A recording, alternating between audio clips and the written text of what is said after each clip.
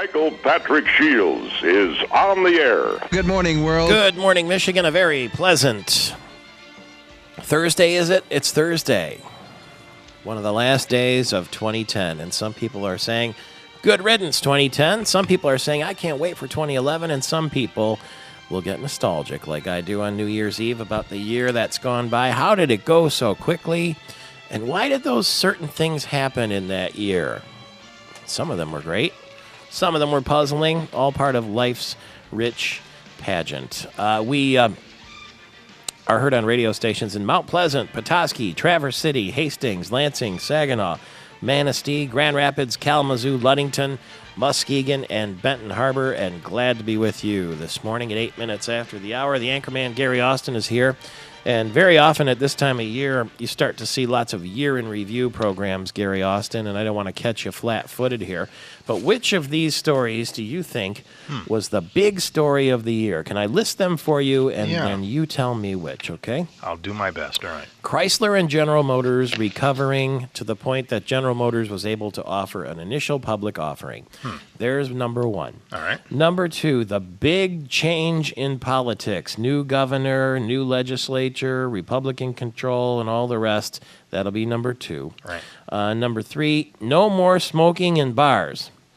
And number four, let's say Wolverine coach Rich Rodriguez on the skids. Which of those? Or another one, maybe, if you like. I'd have to say, general impact overall, we take into account economy, so many people affected. It's got to be the General Motors story. Yeah. Well, the stock, was it $35? Yes. And some people were saying it could go up to $45 or $50 by the end of the year. It keeps edging up. Good point. Yeah. Now, this is an oddball story out of Port-au-Prince, Haiti, making national news. There was an American relief worker accused of using voodoo on a deceased baby.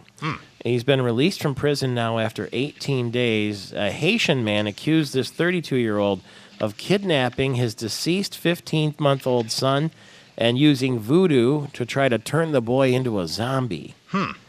That's pretty creepy stuff, huh? Boy, so that's coming out of Haiti. Port-au-Prince. Yeah.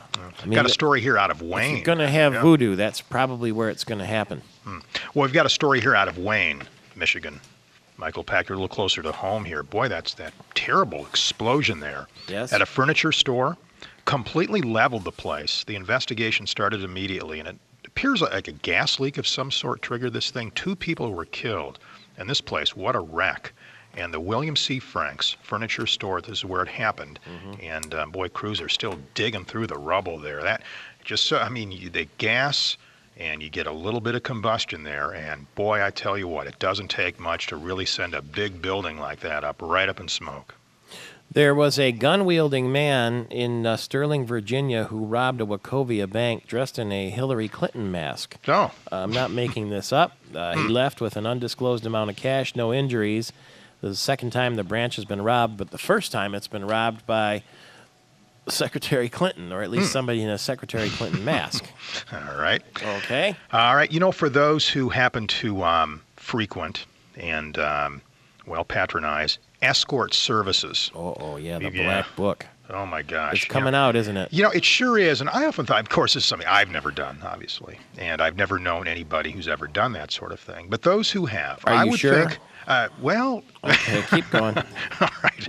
I get it. All right. Anyway, moving on here. I always thought for those who did dabble in that sort of thing, Michael Patrick Shields, they would think twice when they thought that their name could show up in some sort of a black book. In other words, you make an appointment, you've got to use your name, presumably, and you've got to pay for it somehow. And a lot of people use credit cards to pay for this sort of thing. Whatever the case may be. I don't know. Why would people use credit cards? I don't know, but somehow your name shows up in this book, and then if this outfit does not show up in that book. Well, not you. I'm not talking about you. Oh, okay. I'm talking about others. I'm talking about others who may dabble in that sort of thing. But if their name should show up in that book, you know, the book becomes released, and then all of a sudden everybody knows you're in the book and you're linked to this So this was very serious thing. Miami-based escort Yeah. service operating in Michigan and making Yeah. lots of money. Michigan, from what I understand, was a huge market for this escort service, and they used to rotate girls in from Miami. I think is how it worked. Yeah, yeah. And suddenly now, because of the legal action,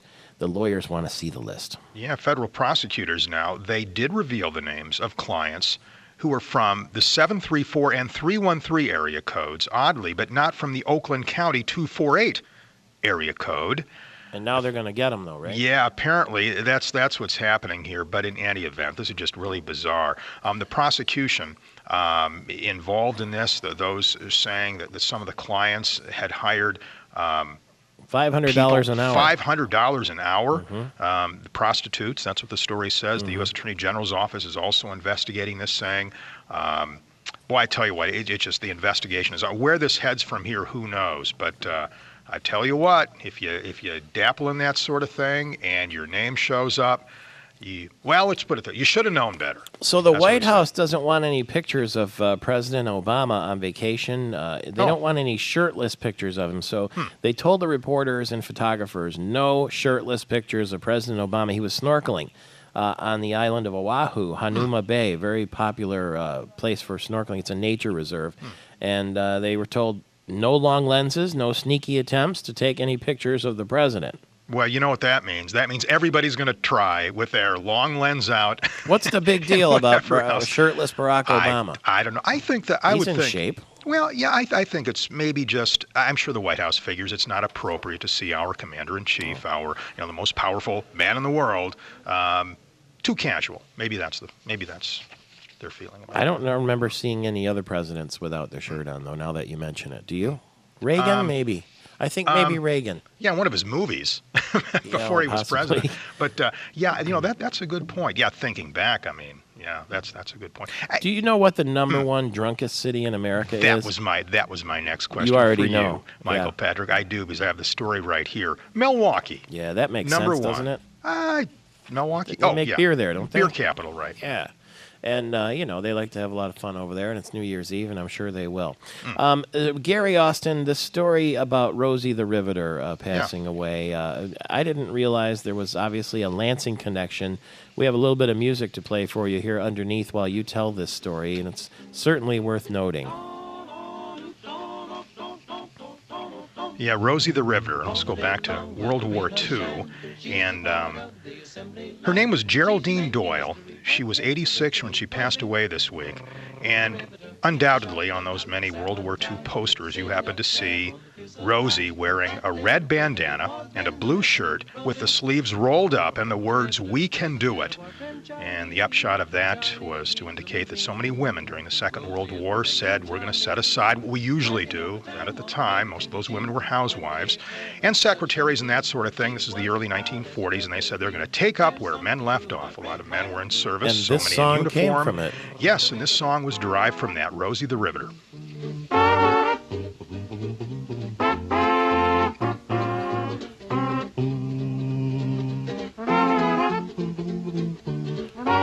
Her funeral will be January 8th, and the Women's Historical Center says it's the passing of an era. If we can leave that up here, you can hear maybe a little bit of that. You can get the flavor for what was going on there during the Second World War when Rosie the Riveter and other women, everybody pitched in the war effort, it was called. And in fact, Michigan was the arsenal of America because we had the car companies making tanks and... The Riveter, Rosie, Rosie, Rosie, working on assembly line. We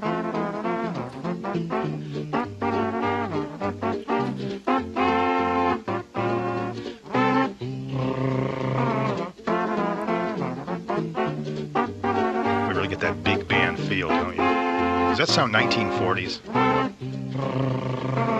Geraldine Doyle has passed away at the age of 86. And those assembly lines, you see those B-17s and B-24 Liberators and those flying fortresses rolling down as they were putting them together. The funeral of Rosie the Riveter will be January 8th. On the assembly line. 17 minutes after the hour, the Dow was up 10 points yesterday. The S&P climbed 1 point, and the NASDAQ gained 4 points. And Gary Austin, the year 2010, as we look back and review, will go into the history books for having the highest number of bank failures since 1992. But executives on Wall Street apparently aren't letting the possibility of smaller bonuses keep them from spending on luxury cars, oceanfront homes, and private jets. Car dealerships in Manhattan say requests for Ferraris and Audi convertibles are up. Reservations are being made in the Hamptons. Strong sales at Saks, Neiman Marcus, and Tiffany's. And Wall Street maybe on the way back to the lavish lifestyle they had before the crash. And savor your orange juice this morning because Florida citrus growers are losing ground. Second big freeze of the month, and that means 5 million boxes of oranges will be lost because of cold snaps there in the Sunshine State, where the Michigan State Spartans and the Michigan Wolverines are playing their bowl games about 90 miles apart on New Year's Day. It's 18 minutes after the hour. Michael Patrick Shields, he's Gary Austin, back in a flash.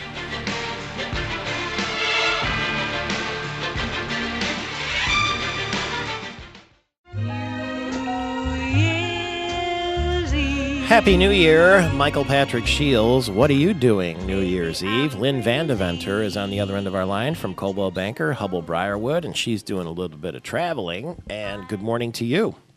Good morning, Michael Patrick. Happy New Year. You too. So I'm wearing the hat you gave me yesterday on television now that says Happy New Year. It's a top hat. And where you're going, you may need a top hat and tails. Tell everybody where you're traveling to for New Year's Eve. Well, we're celebrating my husband's monumental birthday in New York. He's always wanted to go to New York for New Year's and watch the big ball drop. So that's what we're doing. You're going to Times Square with Dick Clark and Ryan Seacrest and all the other people and watch the big apple or the big ball come down?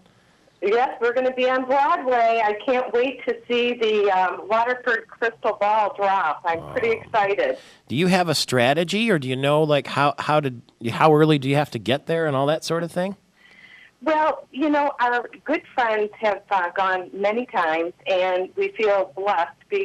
They're going to be able to orchestrate everything.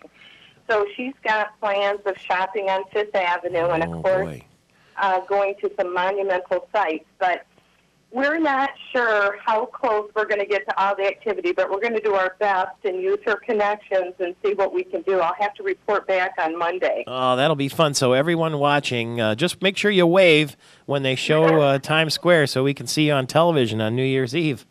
Well, I thought that I'd make some faces at the Today Show tomorrow morning. So. Oh, that's a good idea. Yeah. Why not? Why not? I always wanted to do that. Oh, good. Maybe you'll make take a sign or something and hold it up and say, "I love Lansing, Michigan." Or go Irish for Michael Patrick Shields or something like that. Yeah, or pure Michigan. Or you could wear a like a ball gown or something like that, and I'm sure they'll put a dazzling chick like you on TV. Well, I appreciate the compliment. I hope you have a wonderful New Year's, and all the listeners do too. You too. By the way, when you go to Detroit Metro Airport, are you going to go through the security scanner, or are you going to get the pat down? Oh, boy, I'll tell you what. I know what I'm hoping for, and I won't tell you which. Well, hey, mention my name at the Rainbow Room, okay, in Manhattan? Oh, I will. Just don't tell them where I am, as J.P. McCarthy used to say, all right? Okay, thank you for the tip.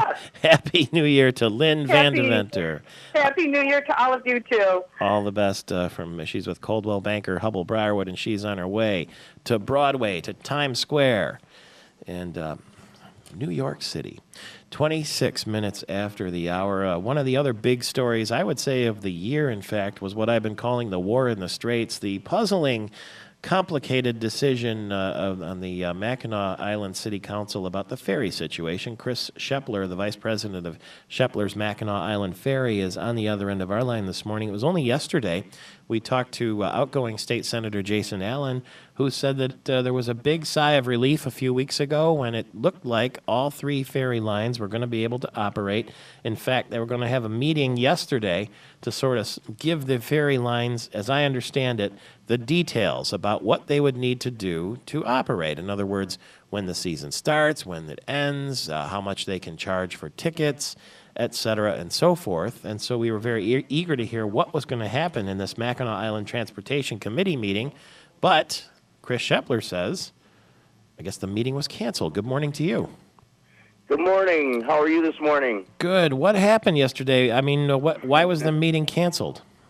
Well, I don't know they have not given a reason other than it was canceled. It was canceled Tuesday night around 4:30, as I understand. There was a fax that came from Mackinac Island that stated that the meeting did get canceled, and I'm not sure why, other than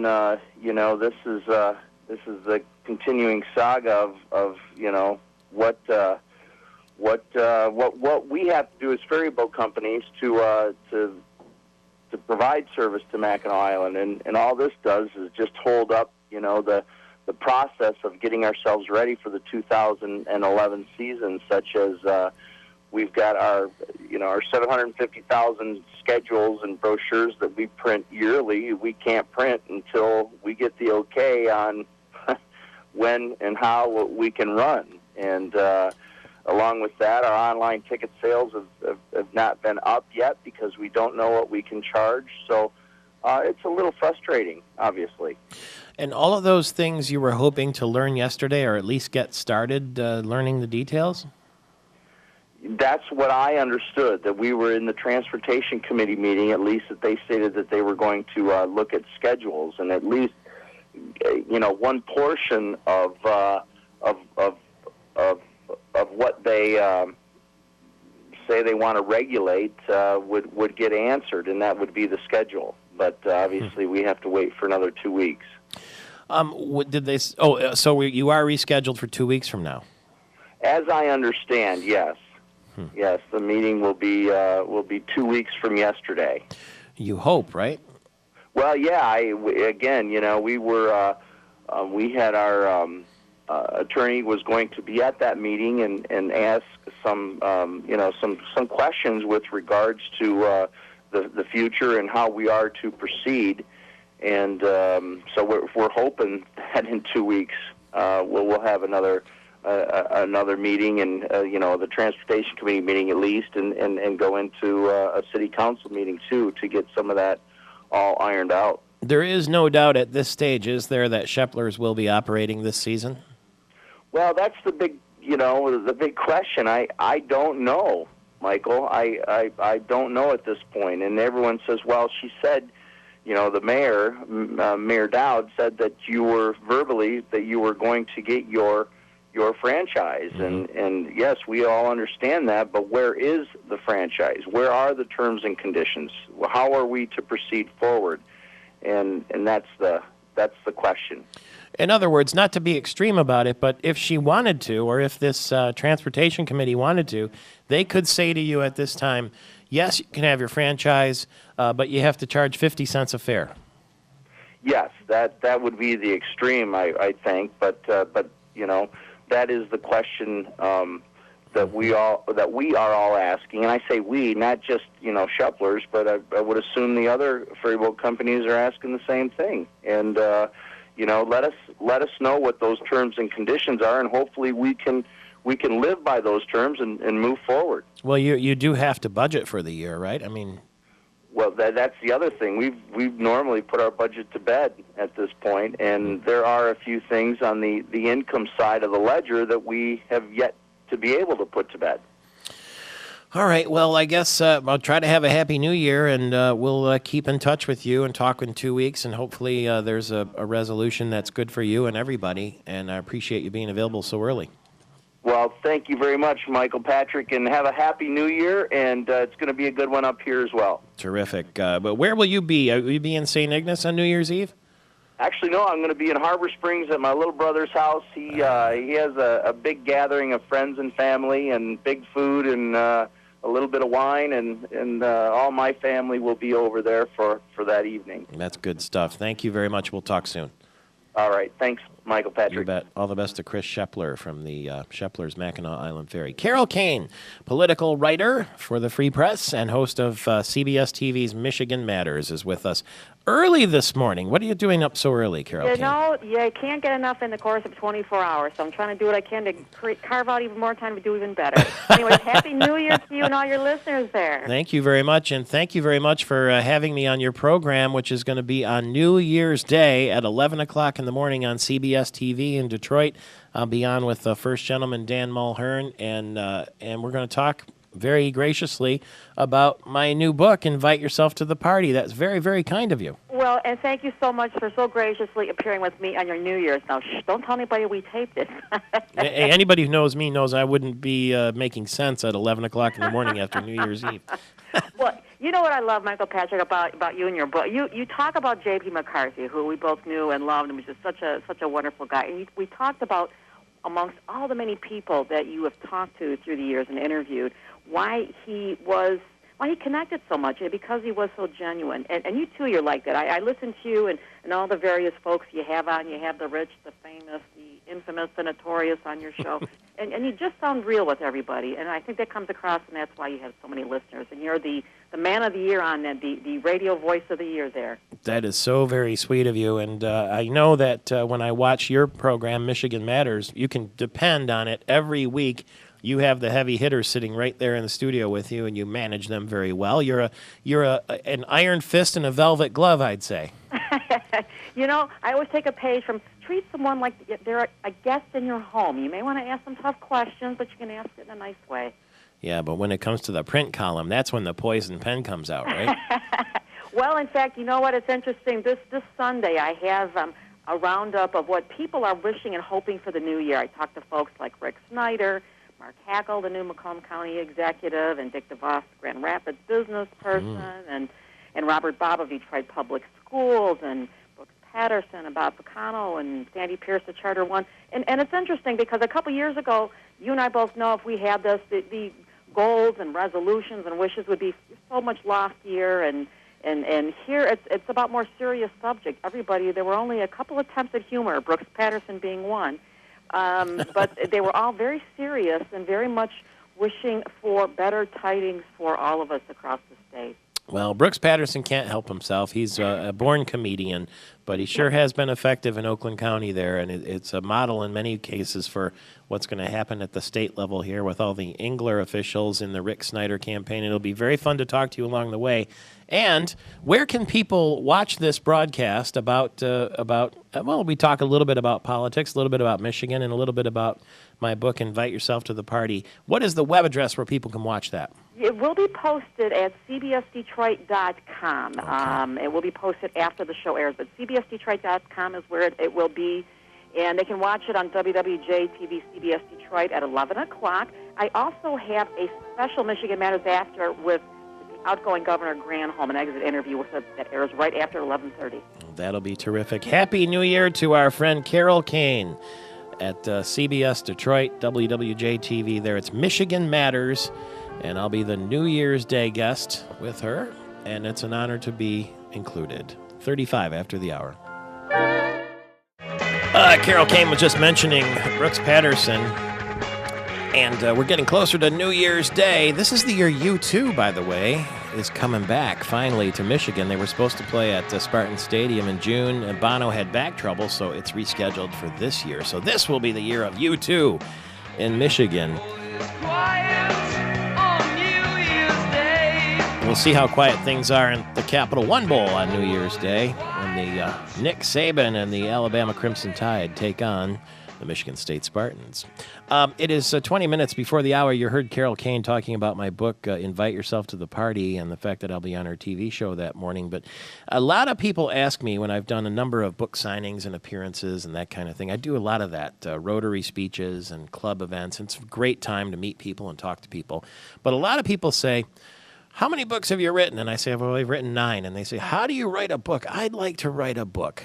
And somebody heard these questions being asked, and they emailed this little YouTube clip to me about becoming an author. I'm going to write a novel. For the love of all that is holy. Why? Because I'm going to be a writer. I've never seen you show even the slightest interest in books. It's going to be a bestseller. Now that I think about it, I've never even seen you read a book. That's because all fiction novels suck. What was the last book you read? I saw all of the Harry Potter movies. That's not what I meant. So what's your book about? It's science fiction crossed with chick lit crossed with literary fiction. Do you even know what any of those things mean? I quit my job this morning. Oh no. Please tell me you didn't. I just bought a new laptop. A MacBook Air. Have you ever attempted to write a novel-length manuscript? I've already written the first page. It's really awesome. I plan to finish by the end of the week. Do you think I can get it published in time for the Christmas shopping season? I'm going to need the money soon. It's December 4th. Probably not. I suppose that's okay. I'll just max out my credit cards. You do realize it takes years of honing your craft before you'll be ready to produce a publishable book. And that's assuming you've spent the last 20 years reading hundreds of novels. I've been living my life, not wasting my time reading. What do you think I am, some kind of dork? Wow. So how do you plan to get your book published? I'm going to take a copy to Random House. I think my heart just stopped. They've never seen anything like this. I know they'll want to talk to me right away. That's not really how it works. To get a deal with one of the major publishers, you really need a literary agent. Well, that will be easy enough. I'll just call a few and let them fight over me. I wish I could kill you and get away with it. The average literary agent gets about 10,000 queries a year. In a good year, they might take on 2 new clients. In fact, I think I will call them today. Yeah. They don't take queries by phone. And your book is not even finished. But my idea is a guaranteed bestseller. I'd better warn them not to steal my idea because it's copyrighted. Most agents are just losers who couldn't get book deals. If you take the astonishingly stupid step of calling an agent, I wouldn't lead with that. You're right. I'm really busy today anyway. I'll just send a mass email to a bunch of agents. Get ready to be disappointed. I'm thinking I'll only hire an agent who can promise me a 6-figure deal. You may actually inspire all the agents in New York to come hunt you down with pitchforks and burn you at the stake. Where do you think they will start my book tour? I'm not sure I'm making myself clear. Let me try another approach.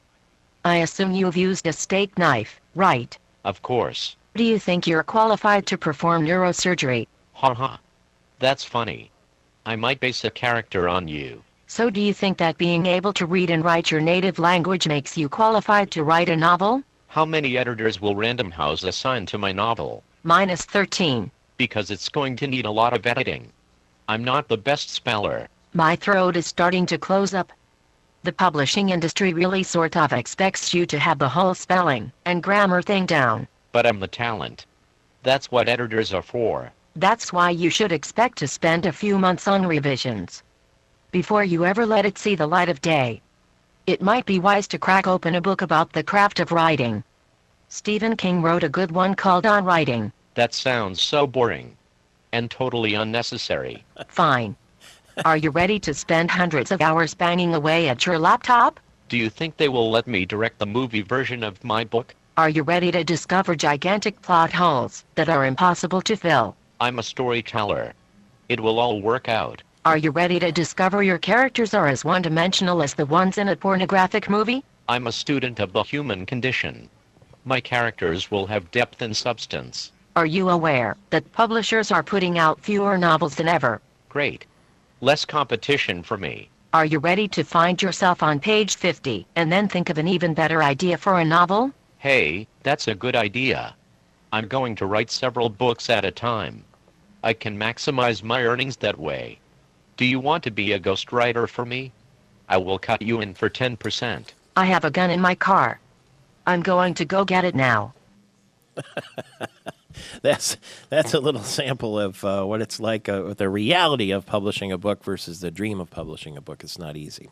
But I wish you good luck. And if that's your New Year's resolution this year, let them have it. Let them have your best. It's inviteyourselftotheparty.com. We have books available here in the Great Lakes Chocolate and Coffee Company, right next door to our downtown studio. If you show up before 9 any morning, we'll be happy to autograph them for you if you want. And be a good New Year's resolution book. It's a motivational kind of thing, but lighthearted. Invite yourself to the party. Dusty Cellar also has the books available, and Schuler's at Eastwood, and inviteyourselftotheparty.com. It's Michael Patrick Shields back in a flash. What are you doing? Welcome back from California, Captain Kirk Squires. And at New Year's, we always wonder who will be Baby New Year. Well, will the first baby be born after the stroke of midnight on New Year's Eve? And we never let the birthday of a beautiful woman pass without taking note as we get close to New Year's Eve. Meredith Vieira is 57 today. She is the co-host of the Today Show. Tracy Ullman, oh, by the way, it's kind of ironic, but her co-host is having his birthday too, Matt Lauer, on the same day. Tracy Ullman is 51. She's won several Emmys for the Tracy Ullman Show. And Hollywood Madam Heidi Fleiss is 45 today, and Eliza Dushku is 30. Happy birthday, darlings, to all of you. And, oh, by the way, Tiger Woods is 35 today, and I'm sure he would want to join me in wishing those beautiful women happy birthday, wouldn't he? New York City, we talked to Lynn Vandeventer a little earlier, who will be in Times Square. Police released video footage yesterday of 3 robbers who jumped into from one Manhattan building to another and looted $500,000 in jewelry from a store on Christmas Day. Police are hunting for the two. $500,000 in jewelry came out of the Ultra Diamonds Jewelry Store. It's in the large commercial shopping district on 6th Avenue. And I guess they got into the store by breaking into a nail salon that was on the first floor of an adjacent building. Then they climbed on the rooftop, jumped across, and went into the building. That they used a sledgehammer to knock a hole in the outside wall and snuck in and ransacked the joint. It's just like one of the Pink Panther movies or something like that. A jewel heist in New York City to the tune of $500,000. Frustration and fears of disease are mounting in Northern Ireland. 36,000 people left without water for more than a week because of the deep freeze and the sudden thaw. Pipes are bursting, and reservoirs are running low. Water supplies were cut off in towns and cities. Residents are turning to emergency water tankers and bottled water for cooking, cleaning, and drinking. It has been a nightmare in Northern Ireland, a grave crisis, from what we understand. Maybe they need Bob Headland over there in Northern Ireland to take care of that from Headland Plumbing. 7 minutes now before the hour. Red Wings were in action yesterday. They beat the Stars, and the Pistons beat the Celtics yesterday, too, if you can believe that, at the Palace of Auburn Hills. Dominic Raiola has been fined by the Lions $15,000 for cussing at fans when he walked out of the game against the Dolphins. The Great Lakes Invitational underway at Joe Louis Arena. Bowl games yesterday. Maryland beat East Carolina 51-20. That was in the Military Bowl at RFK Stadium. Illinois silenced Baylor 38-14 in the Texas Bowl at Reliant Stadium. And Oklahoma State beat the Wildcats in San Antonio at the Alamo Bowl. We are very, very close now to New Year's Eve and New Year's Day, and so we're going to have to say goodbye to 2010. Was it a good year for you? Don't look so sad. Good morning, Michigan. A very pleasant Thursday to you in the waning hours of the year 2010. We're steering toward 2011. We're going to have a new legislature, a new governor, and maybe a new you. Everybody kind of makes resolutions at this time of year, don't they? My resolution, for what it's worth, is held over from last year. It's like the Bush tax cuts. I had to get an extension because it didn't take place this year. And it was to visit Havana, Cuba. As a travel writer, that's been on my list, and Beirut is on my list as well. But Havana is close, and I wanted to get that done, and so I'm extending that into this year as my resolution. What's yours? It's 7 minutes after the hour. Michael Patrick Shields, heard all across the state of Michigan. We welcome into our Gillespie Group storefront studio right here on the Avenue of Michigan, just a couple blocks from the Capitol, where on Saturday at 11:30 the inaugural will take place. Dr. Melissa Richardson, she is with the Minimally Invasive Surgical Associates. That's a division of the Mid-Michigan Physicians. She's board-certified general surgeon with a specialty interest in minimally invasive surgical techniques, including bariatric surgery. Good morning to you. Good morning, Michael. How tall are you? I'm 5'10". 5'10". Did you play basketball? I did. You coached a basketball. long time ago. Where'd you play? Well, I coached my daughter's 4th grade basketball team at Lansing Christian. Wow, so you're the Susie Merchant of Lansing Christian. Not quite, but I would love to believe that someday. But they're having a great year. I saw her yesterday. Fantastic year. She had that show at lunch yesterday at Reno's East, and it was all smiles, man. She's got the new baby and a team that has only 2 losses. Yeah.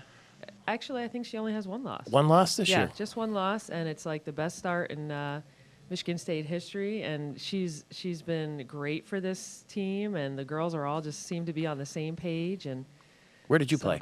I played at Manhattan College, which is a real small school in New York City. Yeah, but tough girls come from the New York basketball system, don't they? I actually grew up in Jersey, about 20 minutes outside of New York, but the Jersey girl. Yeah, we kind of think of it. Yeah. little bit less hair than I used to have. So My old boss was named Donna Giles, and she was a very famous female basketball player, and she went on to be the head of television and communications for the PGA Tour. Yeah, She's that's Donna Orander now, and she has now also become the commissioner of the WNBA. So Amazing. I keep Yeah. in touch with her, and I'm women's basketball is on the top of my mind because she's always made it that way. it's fun. There are people who will make New Year's resolutions, and some of them will be to quit smoking or maybe lay off the booze a little bit or maybe lose weight.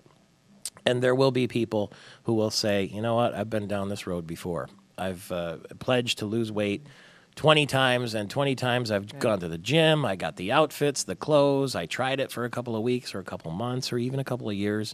Some people lost a lot of weight, put it all back. Oprah is a perfect example of that. So you have other techniques available for people who've hit the wall, who've tried every other possible way. Can you tell us about them? Yeah, that's right. Myself and my surgical partner, Dr. Mindy Lane, we've been doing bariatrics now in Lansing for about 4.5 years or so. And we do a couple of techniques. One is a gastric bypass, and one is a lap band. We do both of them laparoscopically, as you mentioned before, as we do. That most of our means, cases. what does laparoscopically mean? Laparoscopic is a technique where we use small incisions on the abdominal wall, and then we actually fill up the abdomen with some carbon dioxide gas to give us a space to work in. We actually look at a TV monitor while we're operating. Wow. It's really great for the patients because they recover so much faster because they don't have big incisions and there's less risk of complications after surgery with the abdominal wall that's so large. So there's not a big bikini line incision or anything like the that? biggest incision's about maybe 1.5 inches. Oh. So most of them are about 1/4 inch. Because you're going to have a beach body after this, right? And you're not going to want to. That's the hope, but that actually, we always tell the patients that is a side effect and shouldn't be the goal. The goal is really to get them healthier, to preserve some of their years of life, and to get them off of the medications and get rid of their diabetes and high blood pressure and high cholesterol and things like that. Even I read sleep apnea. Yes, that's a big thing. I would say the majority of our patients come to us and they don't already know they have sleep apnea, but when you talk at the seminar and their spouse is kind of elbowing them and saying, "Yeah, that's you. You sleep. Yeah, you snore and you stop, breathing." And so a lot of people discover new comorbidities, we call them, when they come to see us. This is not a cosmetic surgery at all. No, it's not. It's not considered to be that. Some of the patients do go on after they've lost all of their weight and they're at a stable weight, probably 2 years out, to have some cosmetic procedures done. And I would say the majority of those people are the women. But that's really up to them. We don't perform that. We do have some people that we send them to, but... Is there a stigma that comes with getting the bariatric surgery or the lap band surgery? Do some people look at you and say, oh, you did it the easy way. Yeah. You had the surgery. Yeah, absolutely. And again, we mentioned that to our patients at the seminar. It's not the easy way out because not only are you putting yourself through a surgery, taking the risks of any kind of surgical procedure or anesthesia, but you still have to follow the rules. We always tell the patients, we're giving you a hammer, you have to build the house, okay? Just having a lap band is not going to make you lose weight. You have to come in for adjustments. You have to follow the diet. You have to exercise. You have to get what we call fills, which is putting a little bit of saline into this catheter to make the band tighter around the top of the stomach so they're fuller, longer, and they eat less. I mean, that's the whole idea behind the band is basically you eat less. If people have to exercise and eat properly in order for this to work, why don't they just do that in the first place? Well, and people do. And like you said, people have lost 100 pounds, 150 pounds, but typically they'll gain it back plus more. With the surgical procedures, if they follow the rules, they may fall off the bandwagon a little bit, but they're not going to be able to go out and eat a huge meal with a lap band in place or with a small stomach that we create for them in the gastric bypass. So it gives them that control that they've never had before to continue their weight loss or try to maintain it. One would presume if you took the, like you say, I don't want to call it drastic, but the step of going through a surgery that you would want to protect your investment. That's right. By following the rules. That's right. And I would say the overwhelming majority of patients really do feel that way. We have a very comprehensive program, and we're kind of on them all the time. If they don't show up for an appointment, they get a letter from us. Follow-up appointments, you mean? Yes. Yeah. There's many follow-up appointments. They're much more close to each other in the beginning, And then they do lengthen out over time, but as soon as we see that the patient is struggling, they see our dietitian, they might see our psychologist that we work with, they see us more frequently, because our job, we're hoping to be able to keep them on track for the long term, because that's really what it's about. You don't wake up after the surgery skinny, No. or do you? No. It takes time. The gastric bypass patients certainly lose weight a lot faster than the lap band patients, because they not only have a small stomach, but we shorten up their small intestine slightly so that they have two ways where they're losing weight. They're not eating as much and they're not absorbing as many calories. And so they lose weight maybe somewhere between 3 to 6 pounds a week, whereas the lap band patients might only be about 1 pound to 1.5 pounds a week. How do you decide which to use, the lap band or the gastric? We really let the patients decide. There are a few instances where the lap band might be contraindicated. What does that mean? Meaning that the company says really shouldn't put it on around the stomach of a patient who has, let's say, scleroderma or some autoimmune disease because of the breakdown of the tissues. Those patients would be better served with a gastric bypass. There may be a patient who comes in who has severe diabetes, who takes 1 million medications for that, who wants a lap band, but we say, you know what, a gastric bypass is actually going to cure your diabetes quicker and keep it under better control maybe than a lap band will. How long is the recovery? Our patients are back to work in 1 to 2 weeks. They have some lifting restrictions that go on past that, but the recovery is pretty quickly. Our lap band patients go home the same day of surgery, and our gastric bypass patients go home 2 days after. So what, white-collar office workers, they really have to sit out 2 weeks? An office work, some people have gone back in 5 days. But we're happy for people to go back to work. We just don't really want them driving in the first 5-6 days, especially if they're taking pain medication. And their reaction time is somebody cut off. It's going to be a little bit painful. We're still cutting, your skin and going through the muscles, but it's nothing like the old procedures. Much more easily recoverable. John Daly had the lap band surgery, and I think he lost 90 pounds or something like that. Yeah. And he doesn't even look like himself anymore.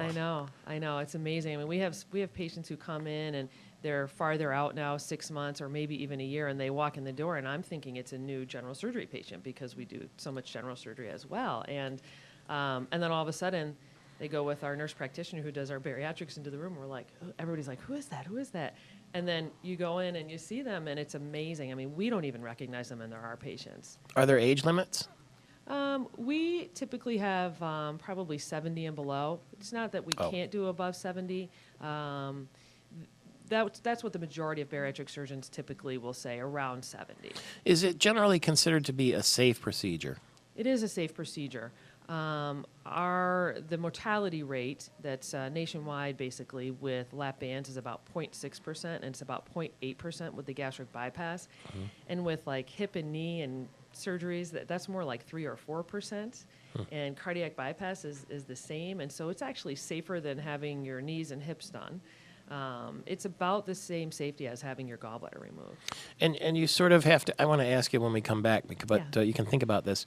Do you have to qualify for this surgery? In other words, you can't just walk in and say, I want this. That's right. There's a process. Yes, there is. Okay, we'll talk more about that when we get back. We'll take your calls, too. If you're interested in general health, if weight loss is your New Year's resolution, whether it's via lap band, gastric bypass, or just plain working out and diet and fitness. 888-900-9966 is the number. 888-900-9966. It's Michael Patrick Shields with Dr. Melissa Richardson. Very close to New Year's Eve.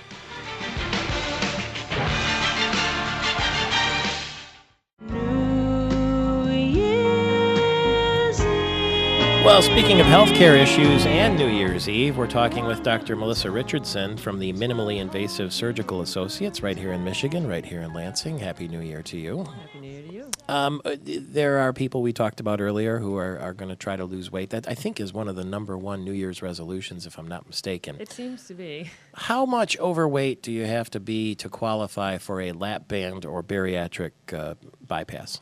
The qualifications are the same, actually, for both procedures. Your BMI has to be over 35. And body mass index? Body mass index. And it's measured by your height and your weight. And anybody can go online and just put BMI in, and a BMI calculator will come up. And it'll ask you what's your height and what's your weight, and it'll tell you what your BMI is. And healthy is considered 20 to 25, 25 to 30 is overweight, 30 to 35 is obese. but the qualifications for surgery start at 35.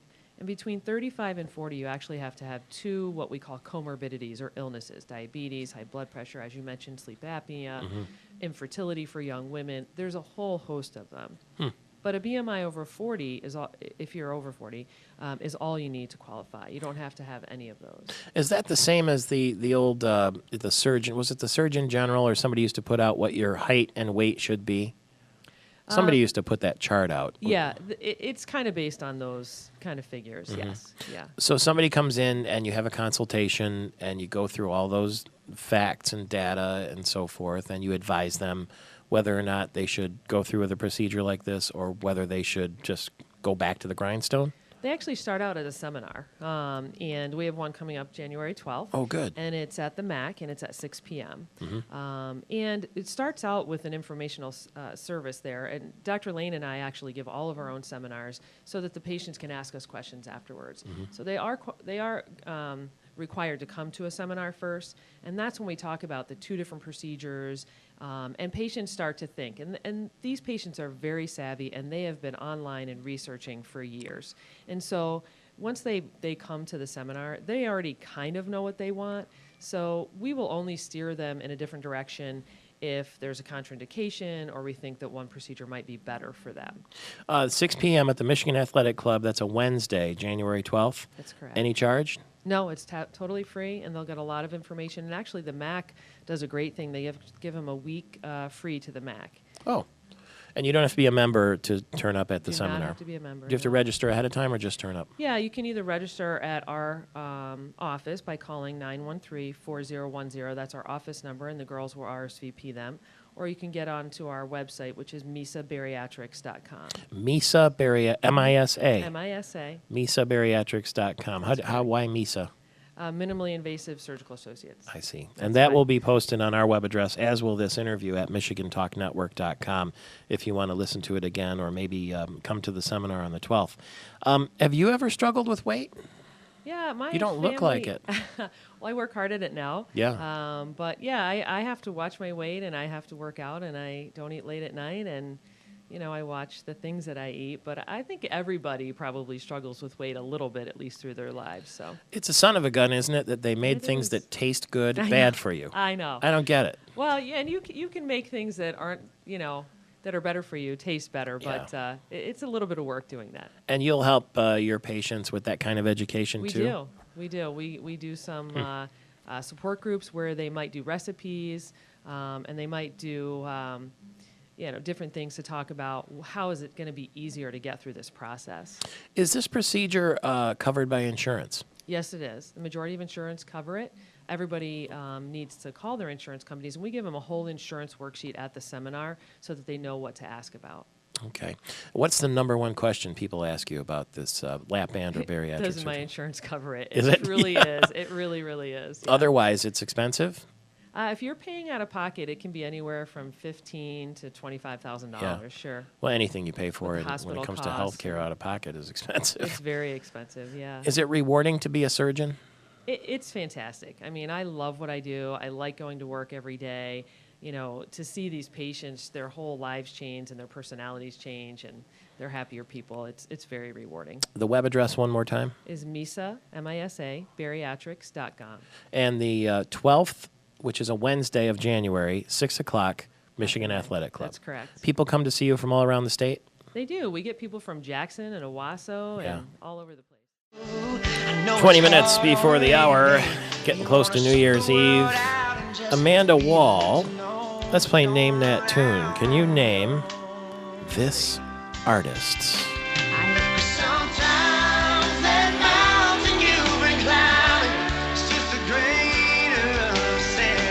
Let her rip.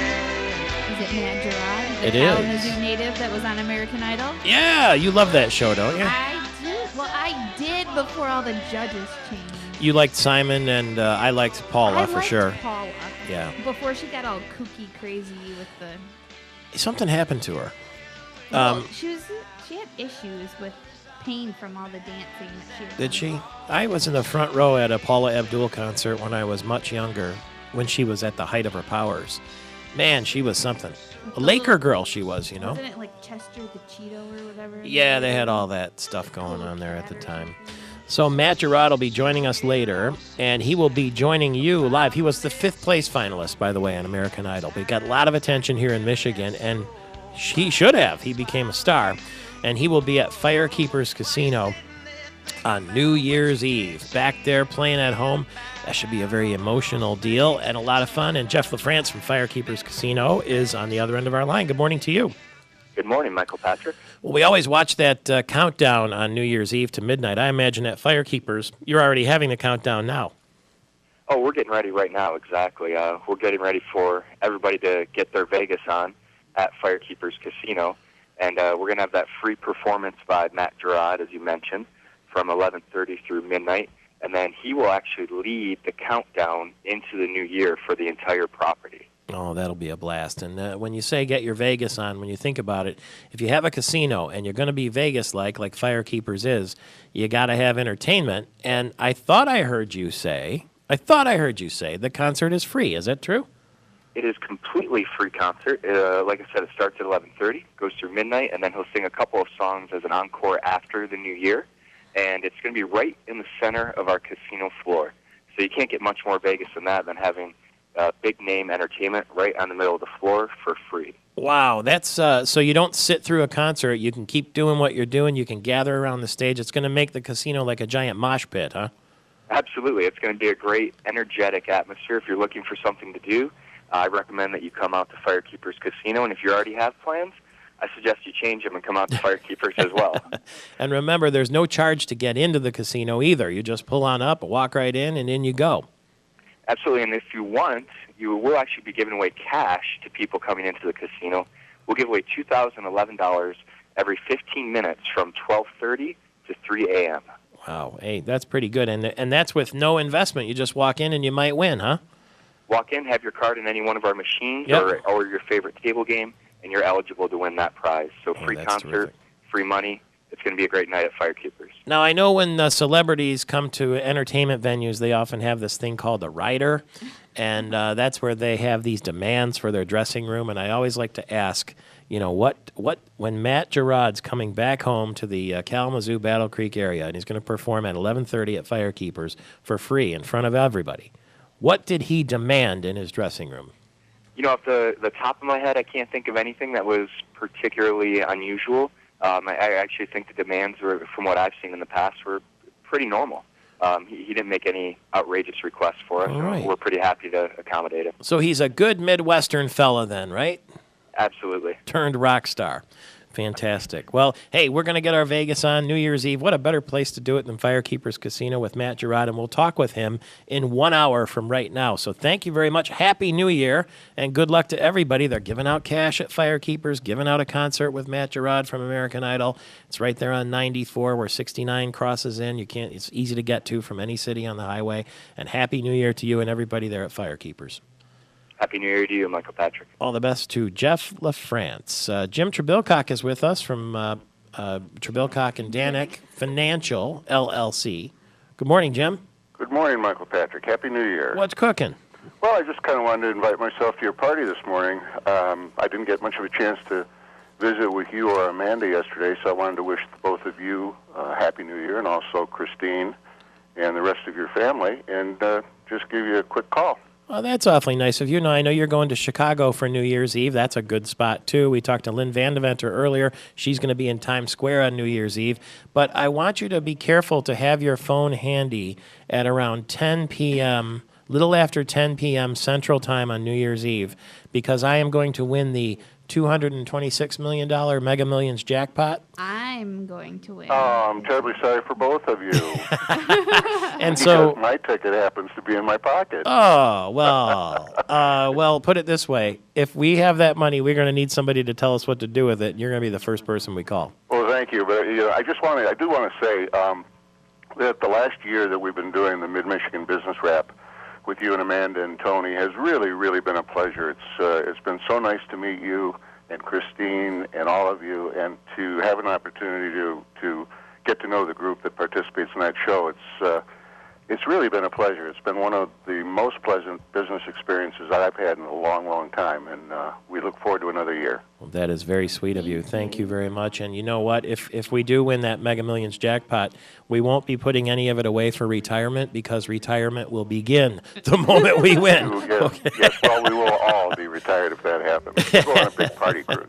He is a pilot. He is a veteran. He is Jim Trebilcock from Trebilcock and Danik Financial in the state capital area at 14 before the hour. Just the same. The woman who became known as Rosie the Riveter in World War II has passed away. Geraldine Doyle passed away at the age of 86, wearing a red bandana and a blue shirt with the sleeves rolled up and the words, "We can do it," above her head. She inspired women to get involved on the home front during the war. Her funeral is set for here in Michigan in the Lansing area on January 8th. And the former director of the Women's Historical Center says that it's an end of an era, and we need to take note of that. We have to respect what Rosie the Riveter stood for. Ronald in Lansing is ringing in about this at 888-900-9966. Good morning, Ronald. Good morning, sir. You're ringing in about Rosie the Riveter? Yes, I just wanted to give a little information that, Lansing used to be, I guess, had a lot of plants for building tanks and parts and this and that. Well, we used to have an airport over here on Holmes Road, Holmes and Waverly Road area, and it was called Phillips Manufacturing and Screw Company. And they used to make screws and bolts and stuff like that, and I heard that. I was looking through some of my old pictures today. I'm 71 years old. Yes, sir. And I've got a picture of my mother working at that company. Wow. Doing, assembling, probably little parts for the airplanes or whatever she was doing. And I thought it might be kind of neat to let some of the people know in Lansing that there was a place, a small place, that did this. And a lot of our women worked there. My mother had two good friends that worked there. I can't remember their names, but this was in 1951. So, like Geraldine Doyle, your mother was a, quote, Rosie the Riveter. More or less, yeah. She worked on an assembly line. Yeah. Well, congratulations, and thank you for mentioning her name. We appreciate that very much, especially during the holidays, and especially now during the time that we recognize the passing of the woman who became known as Rosie the Riveter, but it really was an iconic sort of figure, that red bandana and the blue shirt with the sleeves rolled up, as the women here on the home front during the Second World War went to work to build tanks and airplanes, and the arsenal of America is what Michigan was known as, because we had all the auto companies, and they went from building cars to building tanks and airplanes and everything we needed. And so we salute Rosie the Riveter. A story out of New York City that's really sort of right out of the movies this morning. We bring in Jean-Pierre Medawar from Medawar Jewelers to give him the skinny on this. Happy New Year to you, Jean-Pierre. Happy New Year to you, and a late Merry Christmas to you. I know you've got Medawar Jeweler stores near the Lansing Mall, near the Meridian Mall, and in Jackson and Portage. So I thought you should hear this story. There were some thieves in New York City, and they robbed a place called Ultra Diamonds. And the way they did it is right out of the movies. They went broke into a nail salon, went up into the roof, climbed over the roof onto the building that housed the jewelry store, snuck down through the building and took a sledgehammer, went through the wall of the jewelry store. They were masked men, jewel thieves, right? And they took $500,000 worth of jewelry from that Ultra Diamond store, just like in the movies, and the police are on the search for them now. But it was a true heist, wasn't it? That's incredible. That's something that, being a jeweler, you don't barely ever hear. I mean, it's been years since I've seen or heard of a robbery that happened at a jewelry store at nighttime, when the store is closed. So usually, you have the people that'll come in, you'll have armed robbery, you'll have a grab and run, but it's very unlikely. It's definitely movie quality is when you hear about things happening at night and breaking the safes and breaking the cases at night. So it's shocking to hear a story like that Yeah, in New York City, and to plot it all out. Of all places, right? Yeah, and there was a Woody Allen movie like that. I forget what it was called, but where they went in through the basement and they drilled a tunnel and everything. And in this case, it's terrible that they stole $500,000, which is a lot of jewelry, isn't it? That's quite a bit of jewelry, and I imagine that's a lot of diamond jewelry. That's what causes the price to be so high. Yeah. I'm sure they stole a lot of loose diamonds, which can easily add up to $500,000. Well, it reminds me of the Pink Panther movies, with the Phantom who had the heist. And you might be too young, but if you ever get a chance, the Pink Panther was a big pink diamond, and if you looked in it, you saw the Pink Panther, and they had the jewel thieves, the crafty ways. I'll have to borrow some of your movies. Hey, what are you saying? Happy New Year to everybody at Meadoware Jewelers. The heist was on in New York City. That's John Pierre at Meadoware. Should have asked him what he's doing New Year's Eve, but as a young bachelor in the state of Michigan with 4 jewelry stores, you don't have to ask a guy a question like that. 4 minutes now before the hour. It's Michael Patrick Shields as we start to wrap things down here for the year. The Pistons broke a 2-game losing streak yesterday. Who did they beat? Believe it or not, the Boston Celtics and Shaquille O'Neal. Congratulations to the Pistons. Red Wings were in action yesterday, and they beat the Stars in Dallas 7-3, and there were some bowl games yesterday. Maryland was a winner. Illinois was a winner. Oklahoma State was a winner. And Brett Favre, $50,000 fine for sending, well, he didn't get the fine for sending the messages. He got the fine for lying during the investigation. Television viewers, thank you for being with us today and all year. Radio listeners, stay right where you are. Matt Gerard from American Idol is with us next hour. It's Michael Patrick Shields. The bear and the big blue house will be waiting for you to come and play.